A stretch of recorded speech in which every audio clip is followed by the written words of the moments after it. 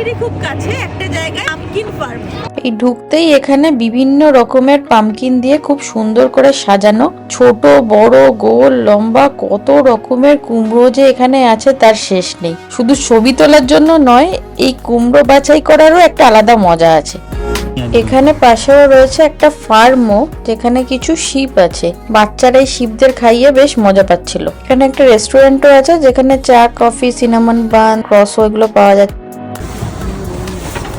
এটা নিব ভাবছি, শুনো না কি সুন্দর রয়েছে এখানে। আর এখানে এই শিপেরই উল পাওয়া যাচ্ছে।